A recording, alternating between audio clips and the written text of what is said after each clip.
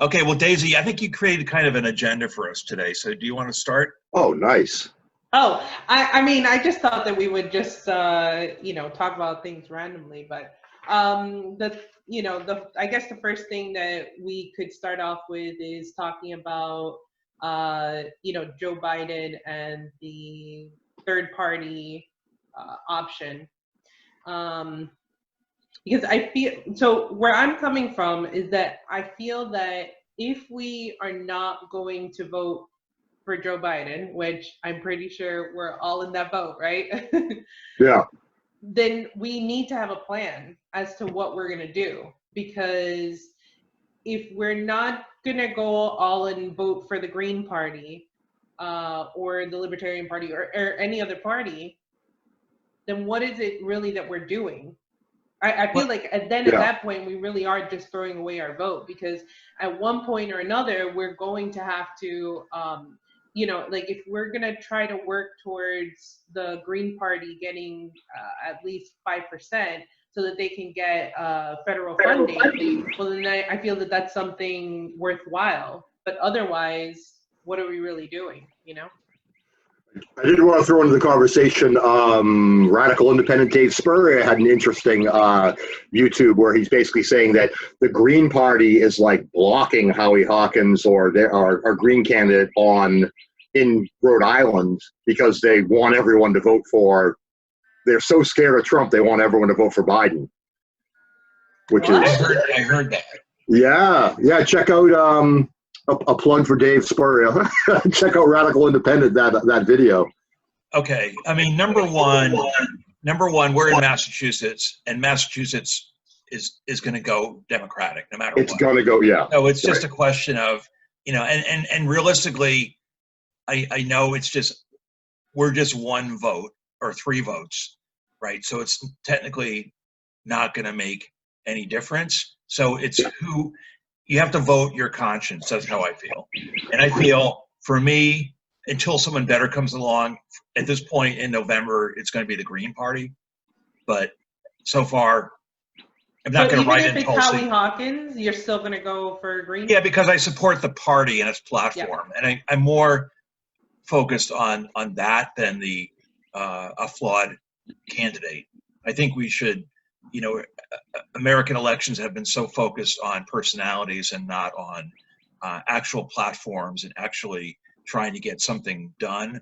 And I think our revolution was kind of about that, trying to create a platform and a movement.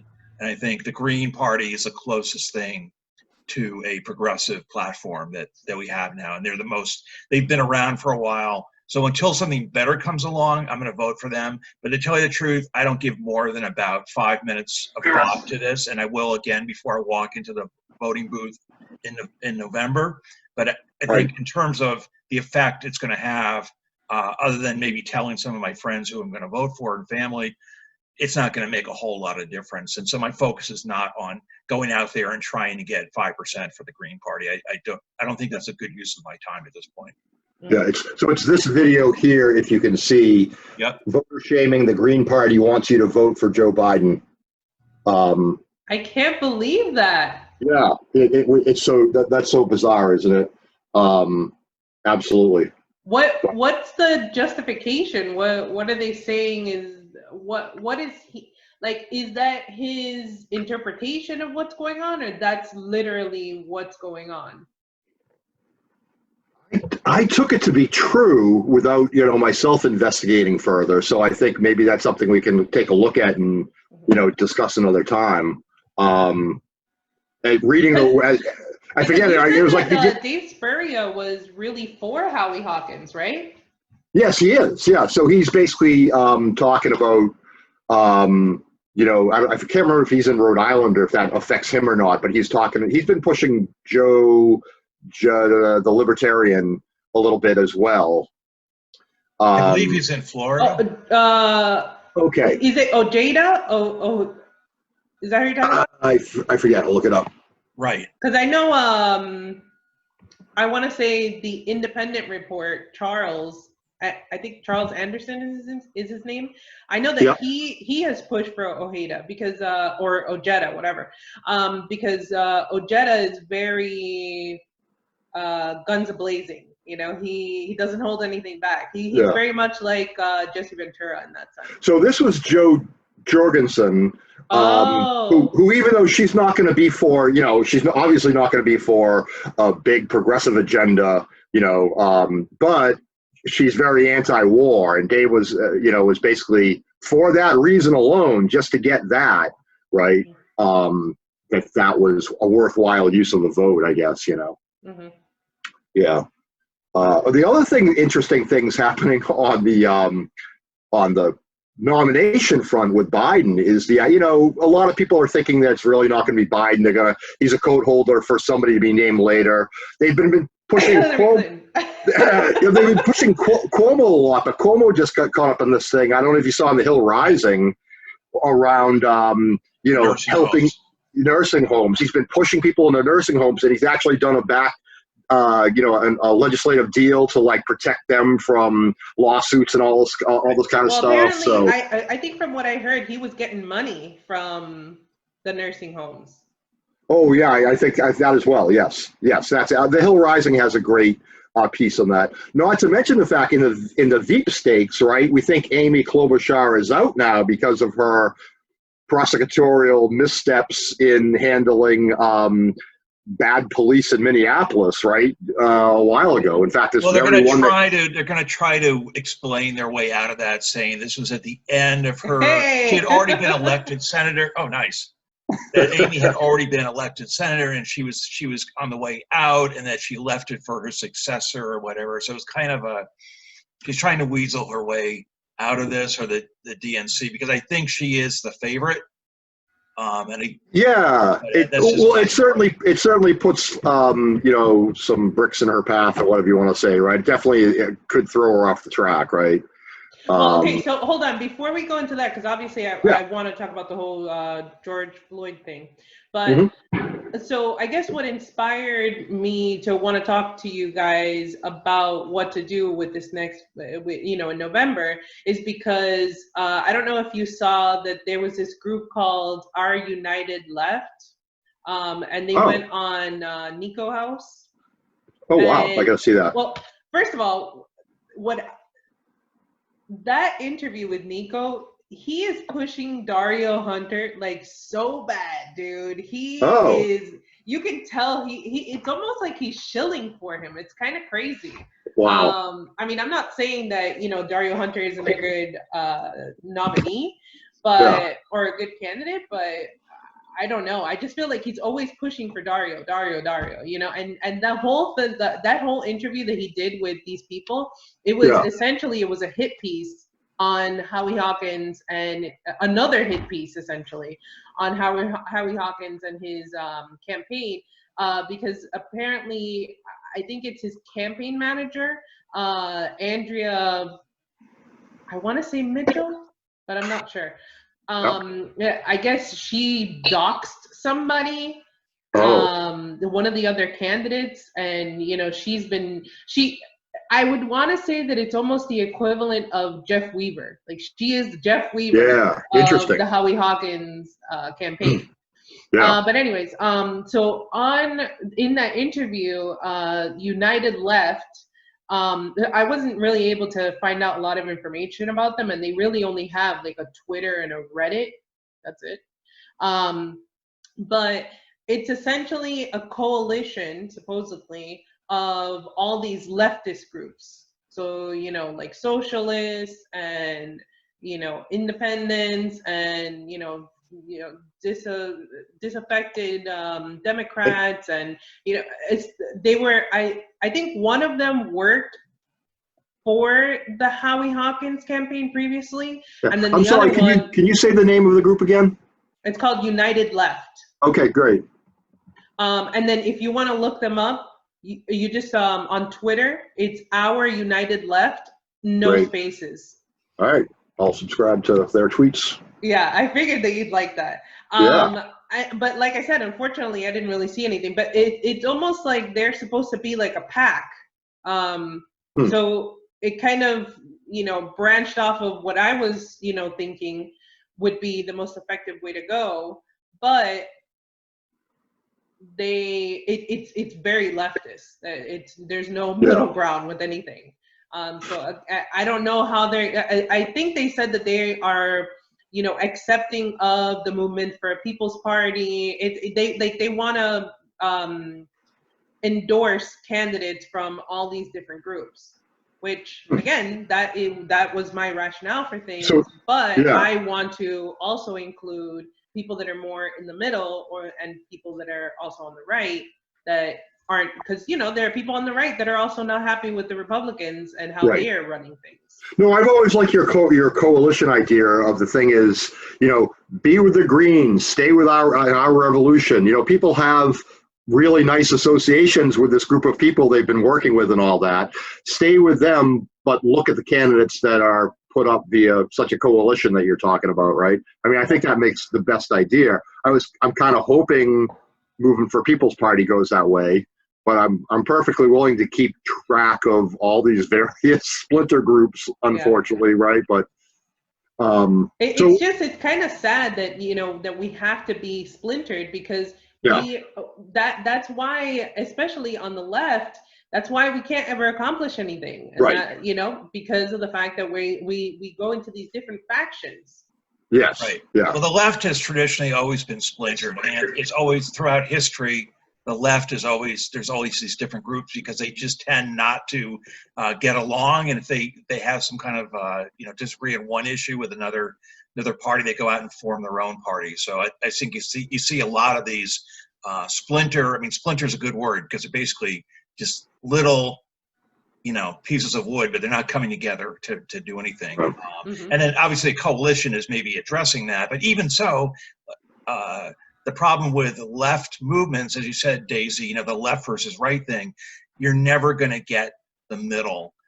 You're never going to get above 30-35%. And that was really Bernie's problem all the way through this, because even if he got the nomination, he's never going to get above 30-35% of the vote, because people just don't, they see, okay, maybe I agree with certain aspects of that, but they don't agree with the they want more of the libertarian concerns, So I think that's an issue with the left that we have to. But if you think about how successful the right has been, like, think about how successful the Republicans have been, because they didn't want Trump to be their nominee, but at the end of the day, they all coalesced, and they understand that that's where the power lies, and that's why they've been able to they were able to pass the tax cuts, and they've been able to pretty much run rampant, and it's gotten to the point where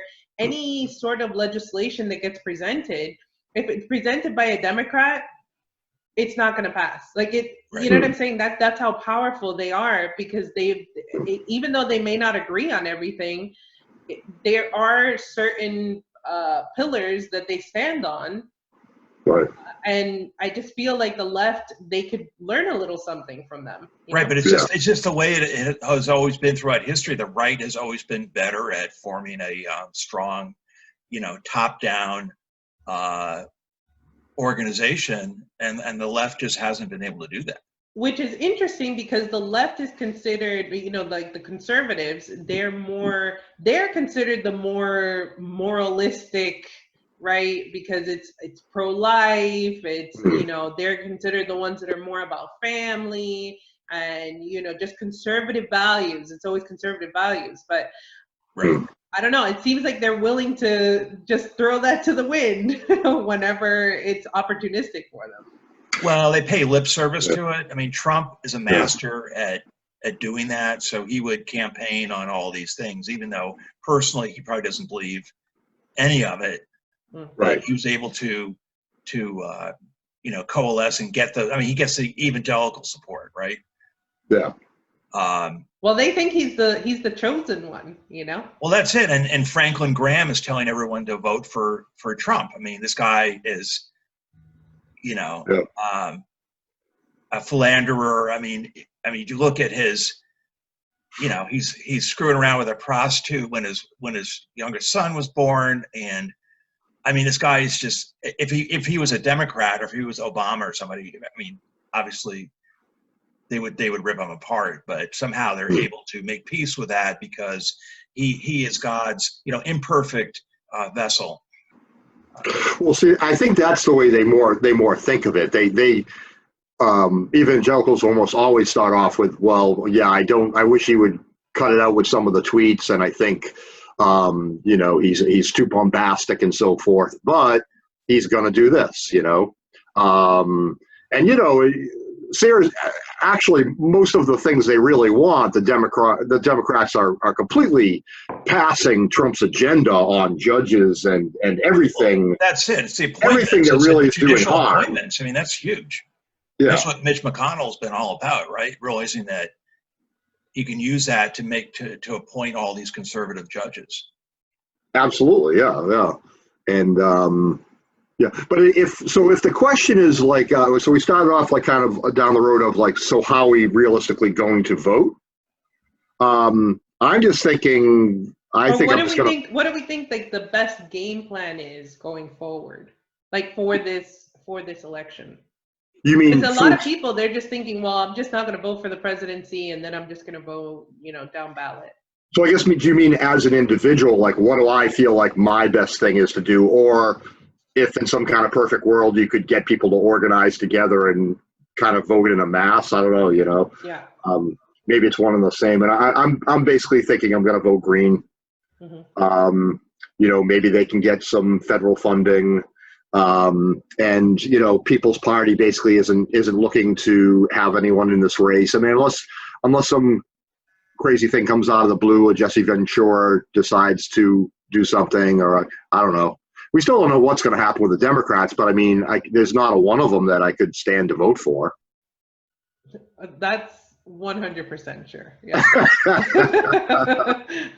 How about you? You come down to where you think, what if, you know, a meteor hit and, you know, Biden chose Tulsi as vice president? Then do you just say, all right, let the world continue to burn for another 4 years with the idea that maybe we'll be okay after that? Or, well, I mean, it's in order for me to go with that premise, I really have to just suspend disbelief. Like, it can't happen. It can't happen. Yeah, like there's no way, because first of all, she's just considered toxic. You know, she is. His campaign, unfortunately. You know, so it would not happen. But also, I feel that we've seen already that she is willing to capitulate. So if she were to be put in that position, first of all, the vice presidency, what power do you really have? I mean, if anything, you know, she would be able to help in the Senate if there was some sort of tie, you know, a tie on a vote, then she would be able to break that. But aside from that, what does she really have? She wouldn't really have any power. So it would just be, you know, a position just for her to be on the cabinet, even though obviously Joe Biden is not in the best of health and blah, blah, blah. But I feel like if she were the vice president, then they would make sure that he is taking all his vitamins, that he's like in tip-top shape, because they would not want for her to become the, you know, the president. Well, they could put him in a cryogenic chamber, because he's not going to be running the presidency any more than Robert Mueller was running the Russiagate investigation. I mean, that was Weissman or somebody else. I mean, when he testified, the guy was not there at all. There's no way, unless he had a stroke a week before that. I mean, why are we even talking about Tulsi being a running mate? It's just not going to happen. I know. I just feel a little if it happened, it's a nice fantasy, and I would vote for Biden if that's the case, but it's not going to happen. It's not going to happen. I can't see them ever allowing that.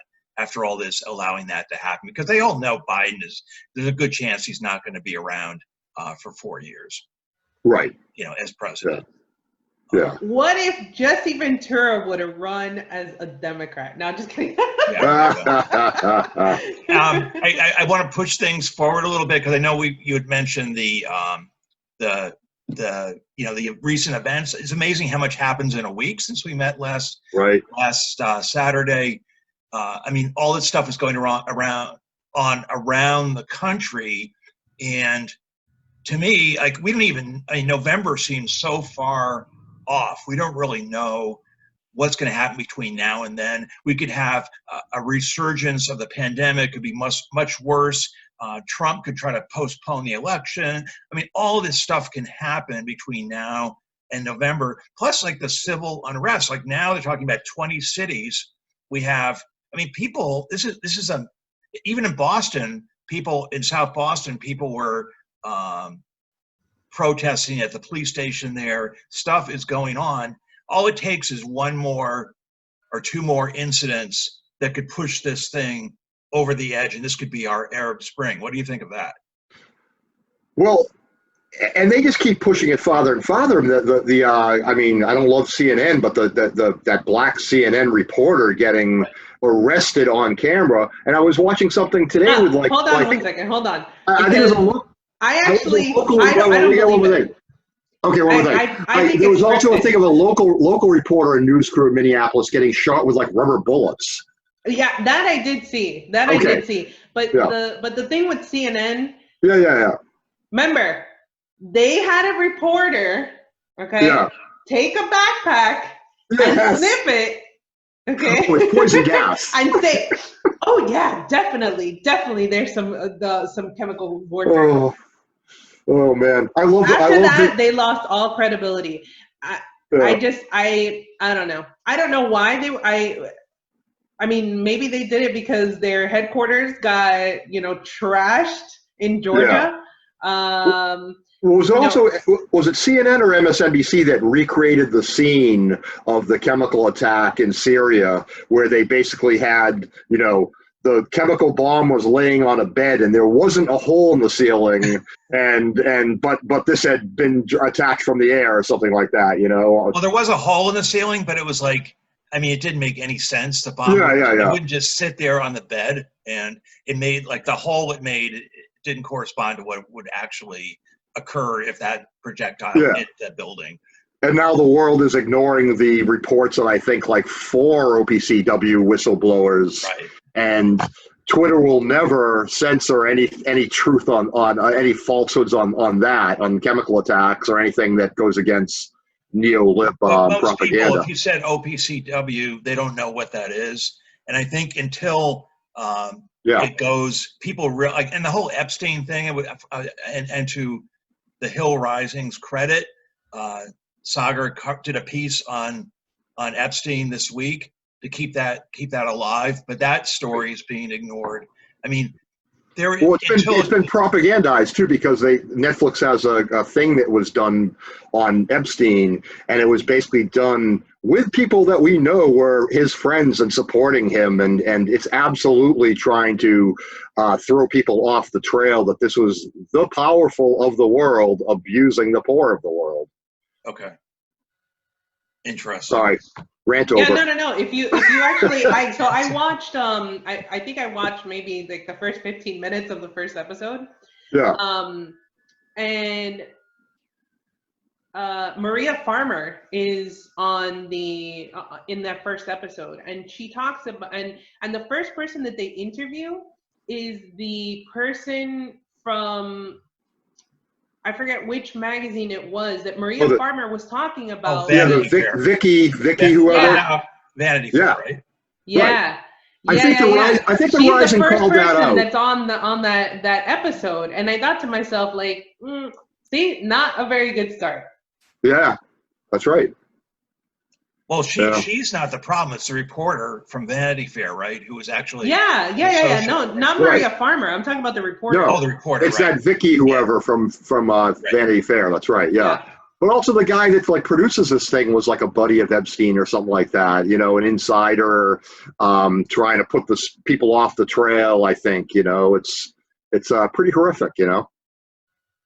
But apparently this news just came out about Clinton recently, right? About Clinton person seen in the Virgin Islands with Epstein on his front porch or whatever. So you have another eyewitness who has no really, motive to lie about this.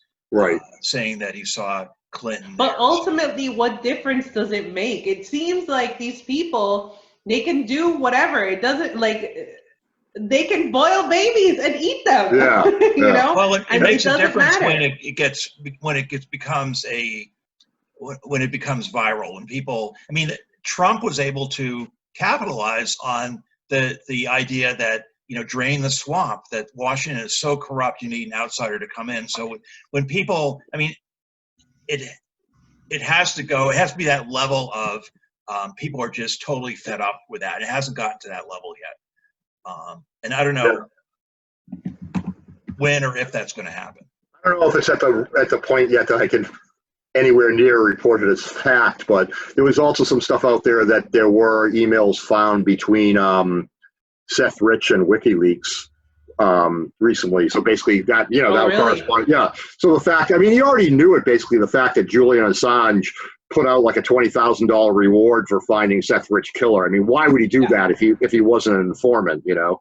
Right. And the who are the Veterans for Truth, the CIA guys that what is it? Veterans Intelligence? yeah, it's guys that worked for the CIA, et cetera, in doing technology, and they basically did the analysis and determined it definitely was just put onto a thumb drive or something. The data was an inside job, you know. Yeah, Bill So Binney, right? I guess we're into our conspiracy land corner. Well, you know, here, if you think Seth Rich was murdered, you're obviously a right-wing Trump supporter, right? No.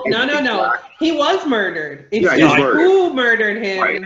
is what's in question. No, I know. I'm just saying that's what the Democrats, the Biden supporters will say. Right. Yeah. Hillary supporters will say. Yeah, no, his death was extremely suspicious. Oh yeah. Yeah. All right, so sorry, what are was you the gonna go? topics? Are you gonna do your conspiracy corner thing? Oh, I think we just did it. Oh, okay. I think that's the current one we're watching, is basically that there are supposedly emails out there. Now you get into this problem where nobody on the left is going to believe it unless CNN or MSNBC report it, and they're never going to report it. So you kind of hope that Jimmy Dore or The Rising picks it up, so that kind of people with more open minds at least consider that it could be a possibility, right? Well, that is what Sagar was saying, right? That that he wasn't able. He had to find it on like New York Mag and The Sun. I don't know what, some other publication, that he was saying that he wasn't the Bill Clinton stuff, that he wasn't able to find any of that information. He wasn't able to verify it with any of what is considered a major rag. Now that seems pretty cut and dry, right? That's basically this one guy that was a technology, you know, he was in technology somehow, and he would do work for Epstein, and he said, yeah, I was there and Clinton was there on the porch with Epstein, you know. Yeah. And they also say he's been logged on the plane over 26 times. So right. But I don't know what else you need. Yeah, I know it. But they dismissed that as, well, Epstein allowed him to use the plane. I'm sure the manifest says like what the destination was, the island and all that, but yeah. And right, folks, but usually in the mainstream, CNN and MSNBC, they say he was on the plane like 4 times. They won't admit to. Well, they say it was like 4 trips, and those 4 trips encompassed many legs, so it's really only 4 times. I mean, how many legs does it take to get to the Virgin Islands? I mean, it's not like you know, Siberia or something. It's just like. But even if you want to use the justification of that he let him use the plane, why are you associating with a known pedophile? Right. Oh, and I keep that. And why, after Ghislaine Maxwell was known to be at least a pimp, but also engaging in abuse of children, she was at Chelsea Clinton's wedding. I mean, there's pictures out there of that. She was according to this witness. Bill Clinton was having an affair with Ghislaine Maxwell, correct? Right, really? But this is all after it was known that she was a horrific monster that was preying on children, and she was like a close companion with the Clintons. It's just like I don't know what people want for proof to understand what monsters these people are. Just because they boil babies and eat them doesn't really mean they're as bad as Trump. There you go. And because they boil the babies right in front of you and eat them, that doesn't mean it actually happened. Okay. And Daisy, I know, like what you were really would push for would be a world where people don't have to like do any of this like pedophilia or anything like that. It should be simply be the fact you destroyed Libya and they have slavery there now. That should make people monsters enough. Yeah. I don't know how. I just don't understand humanity that they just like can ignore things like that. Well, we're an empire. That's what we do. You know, I think it's amazing. Incrementalism. It's incrementalism that, you know, even if it's just slightly better than Trump, we should support that no matter what. And that's the philosophy. And people are getting fed up with incrementalism because, well, when people get desperate, then they realize incrementalism doesn't work. So the people in the streets in Detroit and Minneapolis and Denver, they're not going to go for incrementalism. They need real radical change. Oh yeah. Yeah. Well, you know what? So I guess we're getting back to you know what, you know, the George Floyd situation. So Steve, I know you were saying that this could be our Arab Spring, and I do believe the air is rife. The time is right. So the wood is set and it's ready for that one little match to just spark it, you know? But this isn't unique to us. It's also going on. There's massive protests and riots going on in Chile because there's a food shortage in Chile, you know? There's also what's going on in Hong Kong, which again has its issues that, you know, those protests, because we don't know the actual origin behind it. But you can't and I think they talked about this on the Jimmy Dore show when Dylan was on there, that he was saying that you can't get that many people to go out and riot and do all these things if there isn't some sort of there, you know? There has to be something that people are upset about that is getting them out on the streets and you know, because I mean they're really tearing up Hong Kong, you know. Go ahead. So that anyways, getting back to this idea of an Arab Spring or a popular uprising, I mean, look where the Arab Spring ended up. You know, you have Egypt with basically a dictator who's an ally now, right, of us in the Middle East. There was no democratic revolution in Syria or Egypt or any of these places. So unfortunately, the powers of the right ended up being victorious ultimately. So I'm not really, you know, that optimistic about any kind of popular protest and ending up being really resulting in any kind of real progressive change. I mean, it's more like, you know, it's more like anarchy. And where is that going to? It's going to lead to a response from the right. Well, Trump has already said that he's willing to send the military, right? Yeah, when the looting starts and the shooting starts, right? I mean, which is really scary. So disgusting. And you know that, so did you hear about the fact that he didn't actually come up with that? No, it was from the 60s. I did want to say I think we have another instance of Trump beating the left on the left by Nancy Pelosi was trying to push to reauthorize the Patriot Act, and Trump threatened to veto it, so they pulled it. I mean, what kind of a freaking world do we live in, huh? I know. I'm going to get to that, though. Can I have my Moscow minute? I'm going to get to that. Okay. Can I have my Moscow minute? Yeah. Okay. Now, I know Russia's our arch enemy and Putin is our arch enemy, but Putin has a party in Russia. His party is called United Russia, right? And basically, there are some splinter parties, and there are some parties that are allowed to run candidates. But basically, United Russia is the party that's going to win virtually all the elections, any elections that make any difference. It's kind of like in Mexico, you had the Institutionalized Revolutionary Party, the PRI, for decades. And you have this single party system in Russia.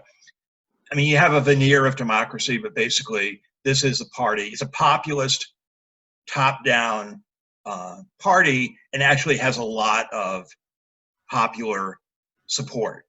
And so I see if I were going to predict what 10 years from now is going to look like in the US, I would see something along those lines, that you're going to have not like a bombastic Trump figure, but you're going to have somebody who's smoother, who's more polished, and you're going to have a system, basically a corporatocracy like we have, but it's going to be a lot more. You're going to have more surveillance. You're going to have more top-down control. Unfortunately, I see that as the way that we're going, and all of this popular uprising and looting and the fires you see in the police stations, that's going to lead to a clampdown from the right. Ultimately, that's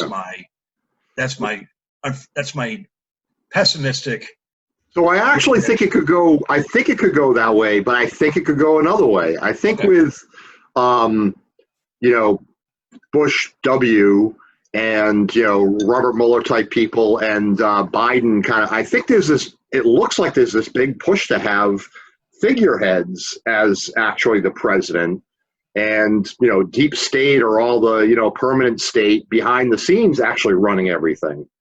I think it definitely could go that way. I mean, the whole idea of a Biden presidency is just absolutely pointed at that kind of a Dick Cheney in the background, Hillary Clinton actually running things, or deep state type people. So that's the same coin as the other side. Instead of having a strong populist leader, you basically have a milquetoast corporate puppet, right? Yep. And then everything. And basically, that was the way we were heading before Trump.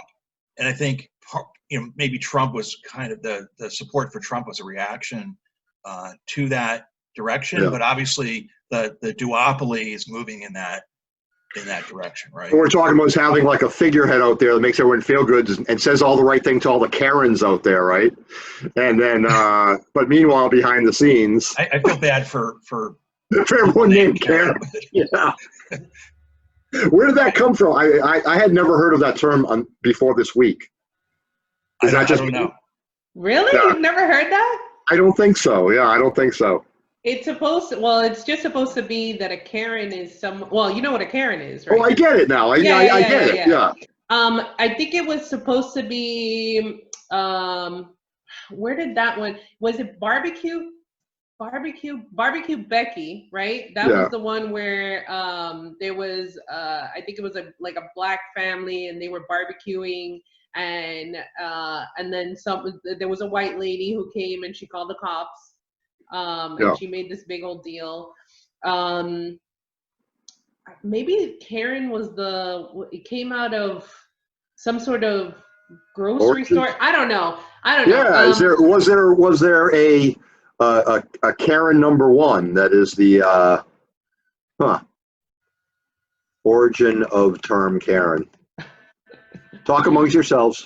Okay, so well, I don't want to lose the point of talking about George Floyd, though. The fact that there is a massive problem that with the militarization of our police, and it's almost like what you reap you sow. What can we expect to be done to us when look what we've done across the world? Yeah. Right now it's turning inward.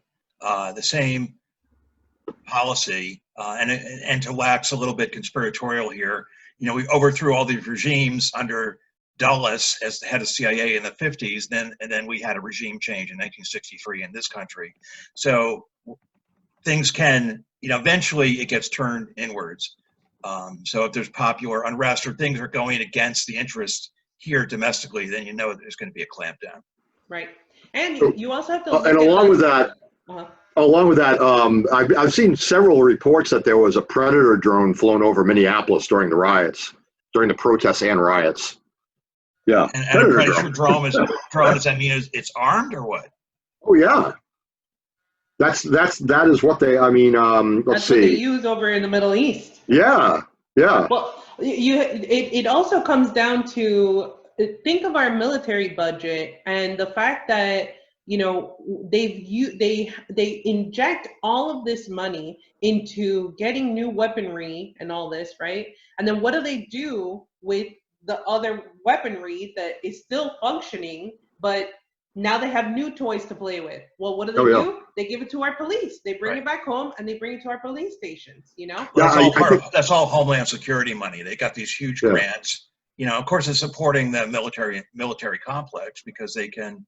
I mean, the defense contractors, because they can now. They have to produce more. They have an excuse to have new weapons because, well, we have to give all these old ones to the police, so we need a new yeah, I think the first time I was aware of that kind of thing really was after the Boston bombing. There were like reports of like tanks.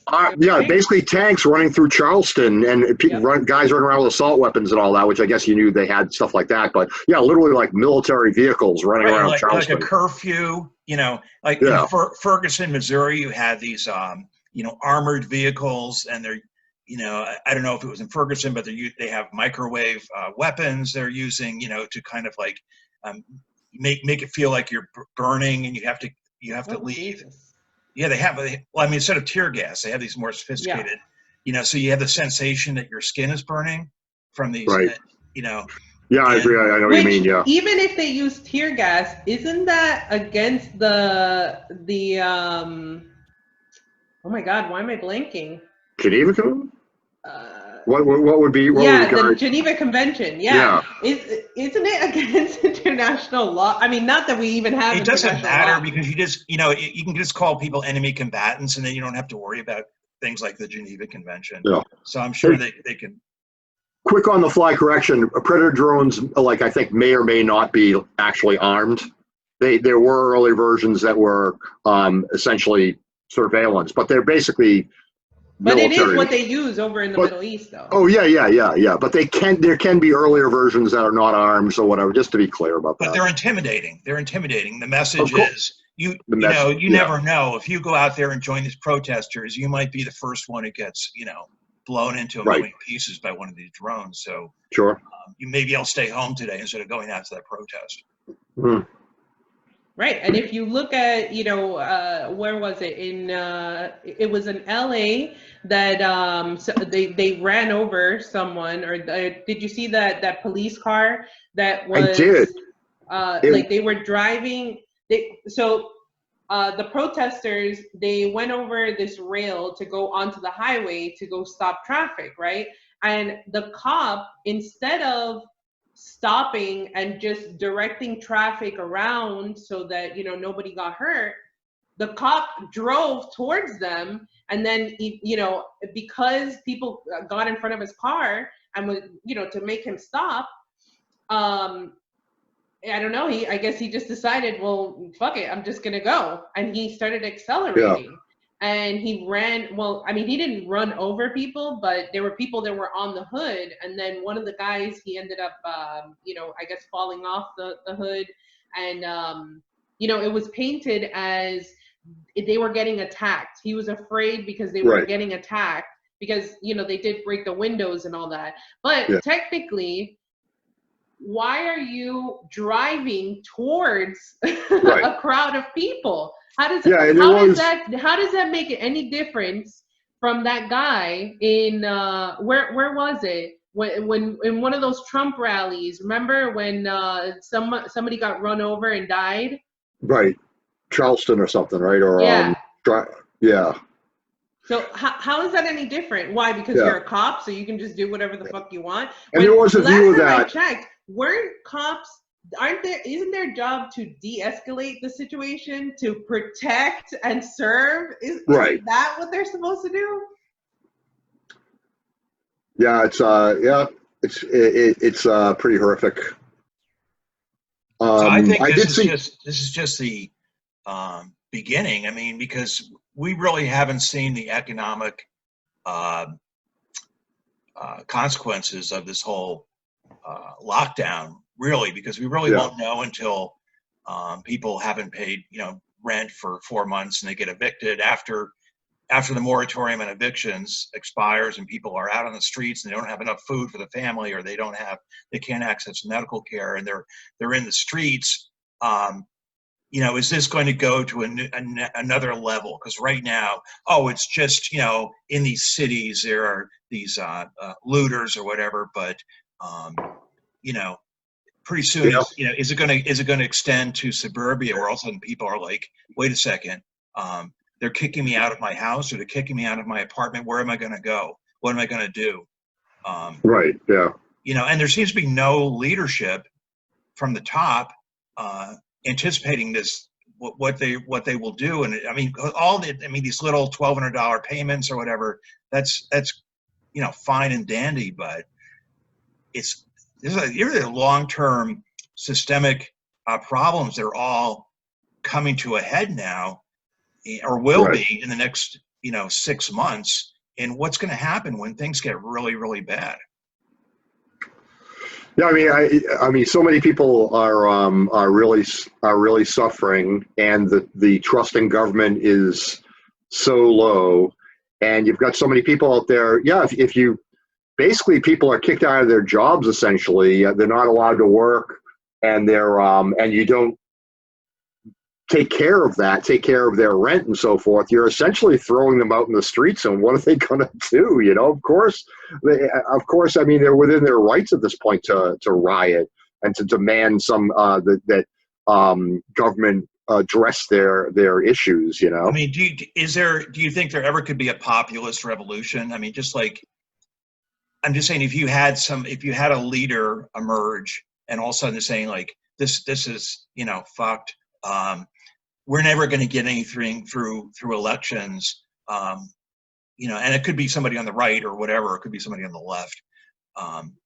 And I don't want to wax pessimistic. I see it's happened before in history, where you have, France was, so stable. And then of course in 1789, you had a revolution and the leadership was overthrown, and, you had the guillotine and everything.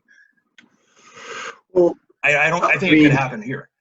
I mean, you would have thought, like, all the things I would have thought the reaction to the obvious rigging of the primary in 2016 would have meant people stormed out of the Democratic Party. I would have thought that people's reaction and their ability to accept lies in CNN and MSNBC and state propaganda and Fox News to the right. It just seems to lull people into a sense of inability to rationalize what's happening to them. Well, but the thing is that, so people, when it comes to politics, people don't really care about politics, unfortunately. Most people, a good chunk of the American population is apathetic to whatever happens in politics. And that's why they only check in every 4 years. And then if they vote, they feel like, woo, I got my sticker. I did my duty. I'm a good citizen. That's all that matters, Yeah. But with what's going on now with this crisis and the fact that, a lot of you're right, Steve, when you say that, the repercussions of this is going to start showing soon, because people only got that $1,200, and then even with the unemployment, it's only until the end of July, and they don't want to extend it. So, and I don't know what I think the moratorium on the evictions and foreclosures, I think that was for 6 months. So once that's up, what's going to happen when people start getting evicted? But the other thing that we have to keep in mind is homeless people cannot vote. So they don't fucking matter. I'm not saying that they don't matter. I'm saying that from the government standpoint, they don't fucking matter. It's just like why? And the other side of the coin is, what are they gonna do? They either are just gonna make us homeless, and then once we become homeless, then they incarcerate us, because that's right. But once everybody's affected. Right now, it's a small percentage are affected. Once it starts affecting a lot more people. I mean, you can only inject adrenaline into the economy for so long, just like you can only inject adrenaline or whatever they're giving Joe Biden, so he can make it through a Right. like a press conference or whatever. I mean, at some point you're going to crash, and you can inject all this money, but how long can they keep dumping trillions and trillions of dollars before you have inflation or you have some kind of economic effects? And like you said, Daisy, everything, unemployment's going to run out. These people some of them are not, a lot of them are not going to get their jobs back. And so homeless people, okay, they're not going to worry about them. But if it goes beyond a certain level, I think then there has to be some consequences politically. I just can't imagine that it's just going to become the new status quo and everyone's going to sit back and say, oh, well, we have unrest, and we're just going to live with that. I don't see that. Yeah.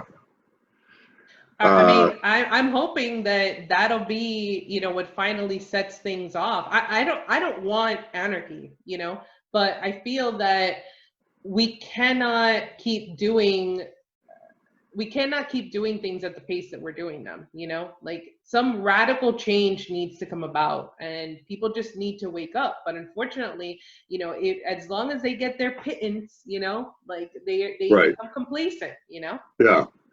Yeah, there's no matter what is happening during this this crisis, they're going to make sure the liquor stores are open. They're going to make sure that cable TV keeps working, because basically then everyone's okay for the most part. Yeah. Scary. All right, so let's talk about the Venezuela and Iran thing. So what do you guys think of, so you guys heard about how the Iranian tankers brought over fuel to Venezuela, which is a big deal. Oh, you didn't hear about that? So Iran, okay. I heard some report. All right, I think so. So there were 5 tankers that brought over fuel to Venezuela, and it was, everybody was waiting with like bated breath because they were thinking, what's the U.S. gonna do? Right. And I mean, I'm sitting there thinking, Pompeo, he is this freaking zealot. He's bloodthirsty, man. What is he going to do? Because it's not Trump, but Trump doesn't care. It's Pompeo. Yeah, right.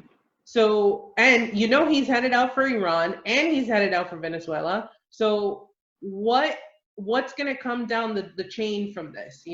That's what I was thinking. And then what I wanted to ask you, Steve, was, so, because of the failed coup, right? A lot of people were making that connection with the Bay of Pigs, right? So can you paint that picture of why it is that people were comparing it to the Bay of Pigs? Well, the Bay of Pigs was based on the idea that you would do this, create a popular uprising, right, by invading and just rally the troops, and you could somehow overthrow Castro. And it turns out that Castro actually had a lot of popular support, and the people with the money and the power who were opposed to Castro, most of them had already left anyways. So they weren't able to create that, or even if they figured, okay, they weren't going to be able to really rally the troops, they were going to call in air support, and Kennedy refused to provide that. And he actually, he fired his head of the CIA, Alan Dulles, as a result of the failure of the Bay of Pigs. But I guess the parallel with Venezuela is that I wouldn't say necessarily Maduro, but the movement that started by Chavez has widespread popular support, because I mean there's a lot that they achieved in terms of healthcare, education, literacy. Things that there was an elite before in Venezuela, but there was a lot of poverty, and as a result of Chavez, there were reforms in which people really benefited from that. So there's a lot of popular support for Maduro. So I think despite these coup attempts, and this is not the first one, U.S.-inspired coup. There was a coup attempt against Chavez as well that failed. I don't think there's just the indigenous popular support for it. And they were able to do that in Bolivia, even though there was popular support Morales in Yeah, Evo Bolivia, Morales. but Venezuela is a much more complex, bigger country, and I think they just weren't able to do it. So I don't know.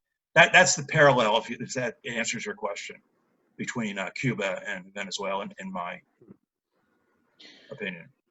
But I mean, but wasn't the Bay of Pigs? It was this whole scaremongering tactic of that the Russians were going to put their nukes on Cuban soil and that they were going to point them to the U.S. Well, that was the Cuban Missile Crisis, which was in '62. So that was the Bay of Pigs was planned under the Eisenhower administration. Okay. So when Kennedy took office in January 1961, the thing was already in full swing, and the Bay of Pigs invasion, I think, took place in maybe April of '61. So it was, I mean, Kennedy had just taken the oath of office, and basically the whole thing was already set up. So he wasn't able to stop the momentum of that invasion. But I think. I mean, that's separate from the Cuban. I don't think the talk was really of nukes at that point. The talk was we can't have a communist, the Monroe Doctrine, basically. We can't have a communist country in off the shore of Florida. Right. Cool. All right. So you ready? Yes. Oh. The What did you say? legislative week in review is in session. Okay. Okay. So not good stuff this week, guys. Not pretty. Okay, so the first thing that I wanted to bring up was this resolution, HR 7010, the Paycheck Protection Program Flexibility Act of 2020, which on here it says that there's only a 4% chance of it being enacted, but it did receive like bipartisan support. And essentially it's an extension of and it changes some of the rules for the paycheck protection. So essentially it creates loopholes for loan forgiveness, even if you don't hire back your employees for the PPP loan, which, that was a big thing. And then it creates an extension to rehire through December 31st of this year instead of June 30th of this year. It also gives 24 weeks to spend the PPP funds instead of 8 weeks. And then the last thing is that it's a 5-year term to repay the non-forgivable parts instead of 2 years. So, I mean, this seems like it's really helpful for, all these small businesses, but who's to say that, again, these big corporations aren't going to end up, taking all the money before it's available. But I did think it was interesting how it passed in the House 417 to 1. And I want you guys to guess who that one person was. Tulsi? No. Oh, in the House. Yeah, and she's in the House. Yeah. Yeah, she voted for it. But no, it was, again, Thomas Massey. Oh, it was. So the Republican that voted against the CARES Act. Yeah. And also tried to get them, they wouldn't even call for a recorded vote, and that he pushed for. Yeah, I've given that guy several likes on Twitter, basically saying thank you for at least calling for people to stand up for their vote. Yep. Yeah. Exactly. So we'll see. It's set to go to the House or to the Senate now. But I mean, hopefully this will be some good news for some people. So maybe I misinterpret this. It sounds nefarious to me that there's loopholes where they don't have to hire back their workers. I mean, that sounds not good for the average person. Well, because what it was before was that in order for you to qualify for this, or for it to be forgiven, for the loan to be forgiven, you had to hire back, I think, a certain percentage of your Well, workers. it's prorated. So let's say you hire back 80%, then 20% of the loan you'd have to pay back.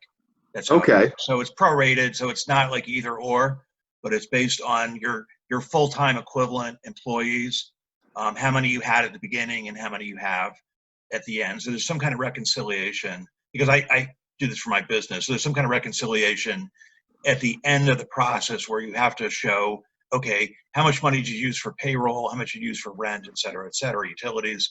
I don't quite understand what that means when you said they're going to extend it for 6 months. Does that mean that you have to keep those people employed all the way through the end of the year? Because the money is only that you have until the end of the year to rehire these employees. Oh, I see. So you can hire the people, and then you can meet the.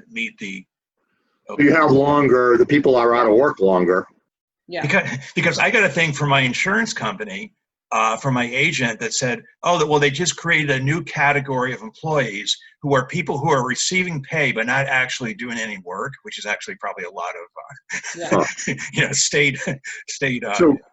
So do you guys think, does this make sense? Because in the long run, it helps because it'll allow people to save businesses that otherwise would go under because the demand isn't going to be there I think it's more we open up? realistic, because certain businesses like restaurant and retail are affected immediately by the lockdown, whereas other businesses, like business-to-business type businesses, may be affected more obliquely and more indirectly, so that they may not, like my business, I feel probably will not, may not feel we're feeling the effects now to some extent, but I think it could continue through September, October, until the economy picks up. So we're more affected by the economy in general than the fact that we can't have customers walk into a store.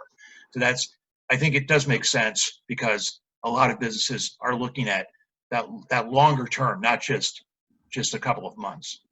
Right.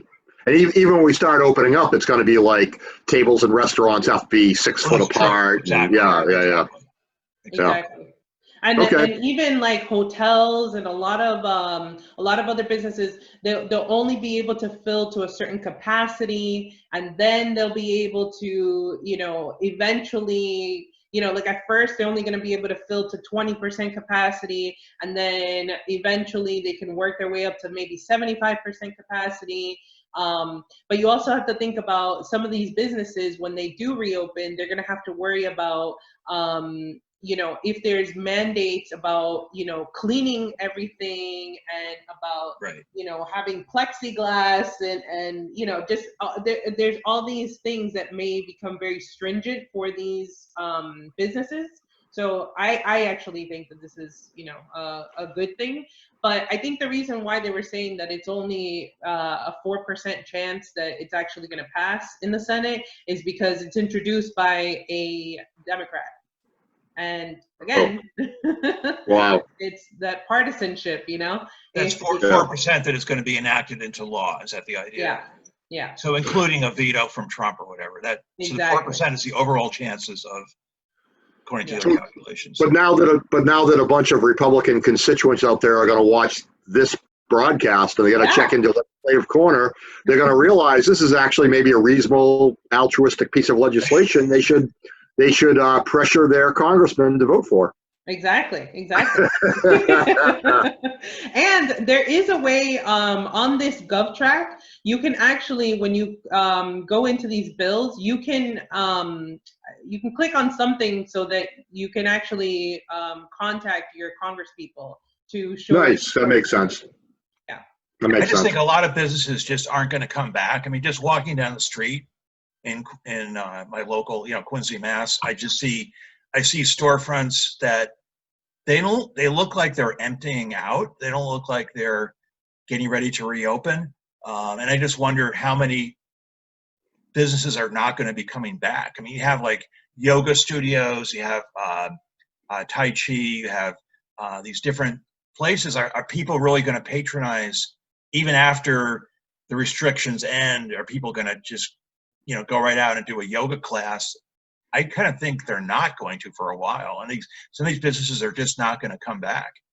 Well, and I think you also have to take into account that there's also the scare that in the fall they're going to get shut down again, and they're definitely not going to be able to just open up for maybe a month or two and then get shut down again. Right. Yeah. That would be a real problem. And if you're a restaurant, if you have 20% capacity, I'm sorry, you can't. Most restaurants, unless you do a really, really good takeout business, you can't survive on that because your overhead is going to be pretty much the same whether you have 20% or 100% capacity in your dining room. You still got to hire your dishwasher, your chef, your all, and plus, like you said, Daisy, you're going to have extra expenses on sanitizing and all this stuff. So it's like it's an uphill battle for a lot of these.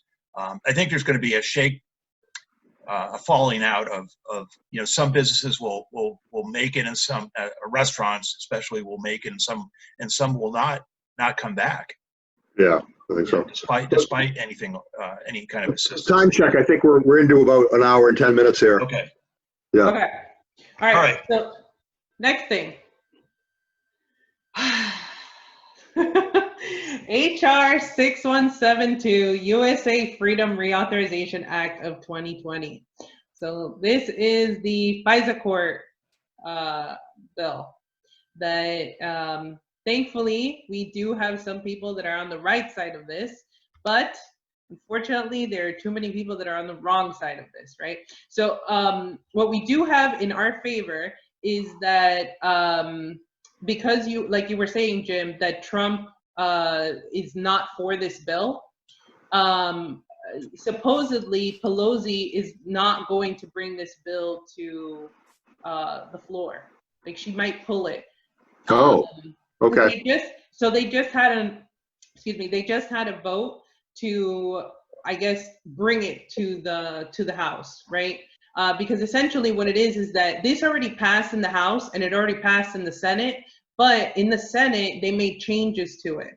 So then it had to come back to the House, and that's what like Tulsi, what she was saying was that the changes that they made, they're not good. But I thought this was really interesting. That of course, who is it that that introduced this? Yeah. Nadler. Yeah. A quick side note on that. The Humus report had a great report how Elizabeth Warren is still failing progressives. She's basically supporting like Nadler and some other, neo-lib over really, really great progressive candidates that are going up against them. Like both women, dynamite, wonderful, for Medicare for all, for everything, and she's supporting people that are horrible neolibs like Nadler. So I recommend that on YouTube. I mean, are we really surprised though? Warren? Oh no, not at all. Yeah. So I thought this was a really good letter that was sent to the senators. This was before their vote. Because if I'm not mistaken, their vote was on the 24th, I want to say. But it goes over what the amendments were that they wanted to bring forth. So Senator Leon Leahy's amendment strengthens the role of amici curiae. Am I saying that right, Steve? Yeah, friends of the court. Yeah, who are independent expert advisors of the Foreign Intelligence Service Surveillance Court by increasing their access to information and power to raise issues with the court. So essentially it's to have a third party there when you have the FBI and the NSA trying, or in the DOJ, when they're trying to get a warrant and there's no one there to advocate for Americans, right? Yeah, and obviously the judges aren't pushing for any kind of proof, right? I mean, they're just like, yeah, all right, you say it's true, all right. Yeah. Exactly. Yeah. And then Senators Daines and Wyden's amendment prohibits the use of Section 215 for warrantless surveillance of people in the United States, internet search and browsing history. So remember, that was the big provision that that Bernie this was what they wanted to put in, but then, and Bernie was for it, but because he didn't vote, then it didn't pass. He didn't show up, right? And they lost, and it lost by 1, or passed by 1. Yeah. And then Rand Paul's amendment prohibits the use of FISA as well as surveillance conducted under claimed Article 2 power against people in the United States or in proceedings against them. Because technically, this is supposed to be for foreign intelligence. Right. This isn't supposed to be for American citizens, right? Yeah. Yeah. And it was signed by 36 different groups, which I thought that was really great, including the ACLU. And so Tulsi, she did put out a statement, a press release, which, you know, this is her strong suit. This is where she really she shows that, you know, she's on the right side of things, you know, and she did try to introduce certain amendments, but I don't know if you guys saw the video that she posted that she said that, you know, Pelosi didn't allow it. He didn't allow any of it to come to the floor.